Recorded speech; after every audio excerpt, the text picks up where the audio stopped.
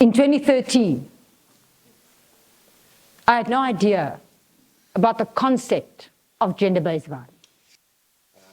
I had a class of 254 third-year students with my colleague then, Andrea Crystal, and we tasked them with developing a strategic conceptualization for an NGO called Matla Abana.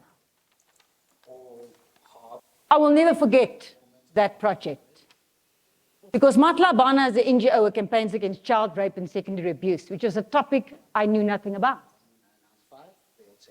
In spite of growing up in a patriarchal society where verbal, emotional, psychological, physical, financial abuse is normalized, I had no idea that that was what gender-based violence encompassed.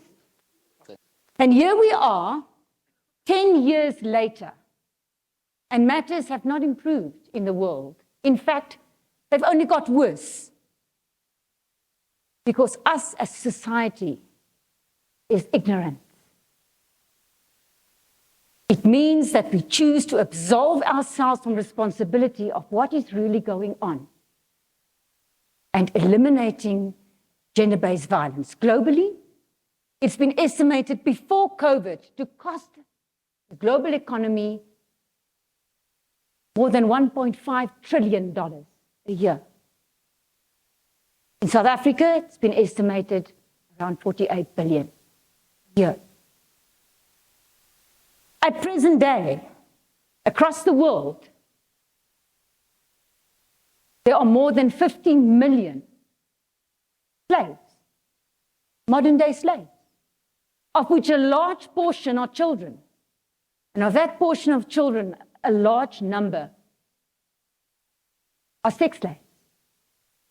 As I'm speaking to you during this 10 minutes, 280 girls younger than 18 will be married within these 10 minutes. These are shocking numbers in terms of really what is going on in our world. And the biggest problem, like I said before, is ignorance. Because as Robert Pinker said in 1971, the most common form of violence is the imposition of stigma. Because you see, with stigma, nobody wants to speak about the problem. Neither victims nor perpetrators want to speak out about the problem. Which means it's perpetuated through silence. But here is the conundrum with silence, because as the Latin phrase says, quid tacet consentire videtur. He who is silent is taken to agree.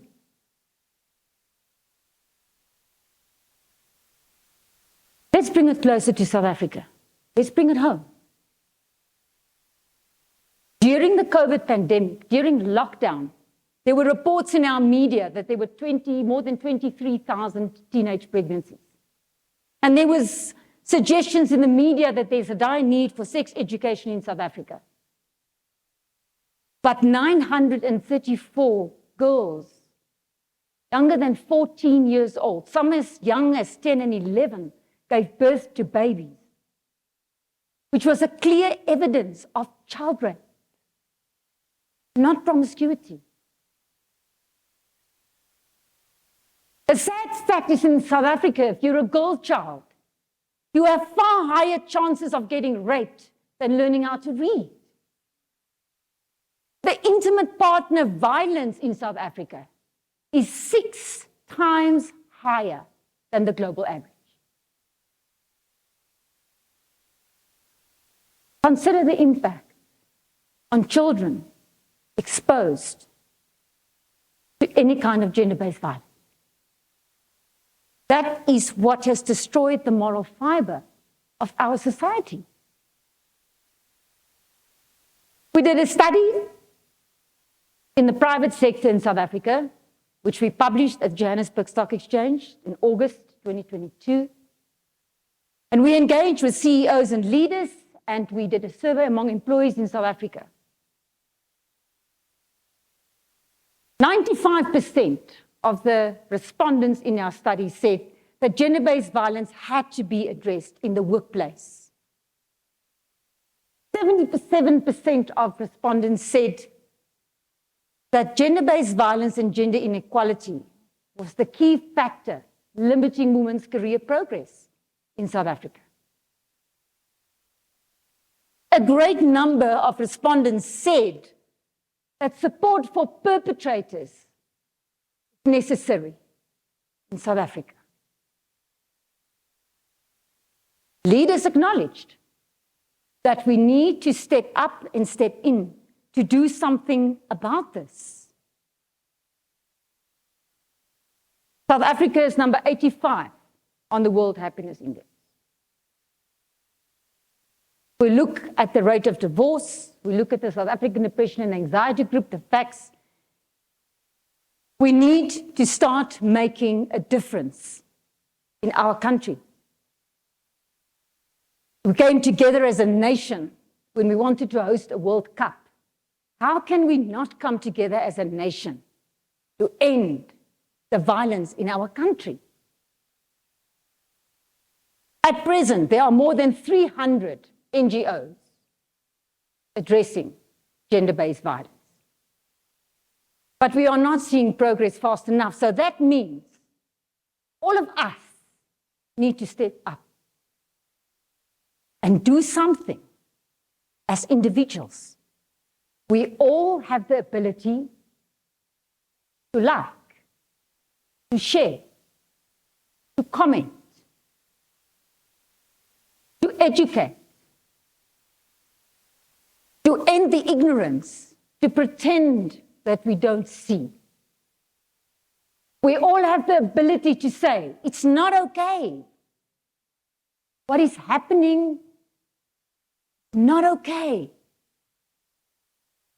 There's no other way that we're going to end the scourge of gender-based violence that is destroying our societies across the world.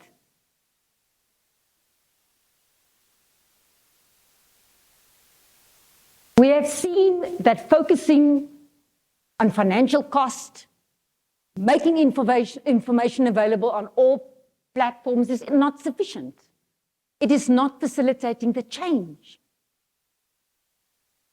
So all of us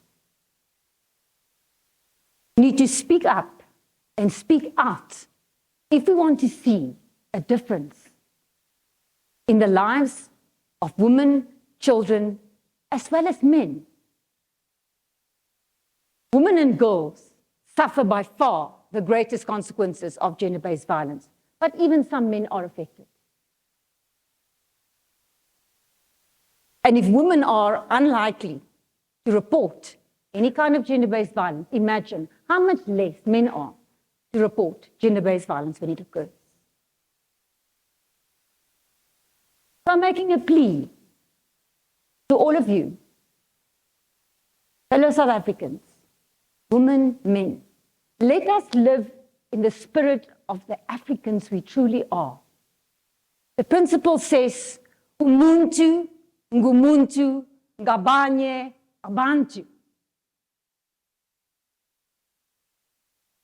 One of us isn't safe. None of us is safe.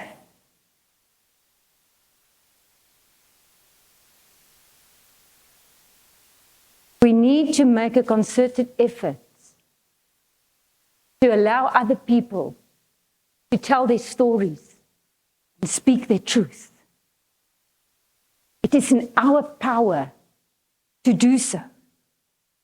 It is in the ability of every South African sitting in this room or any person listening to what's being said here tonight to be part of the solution.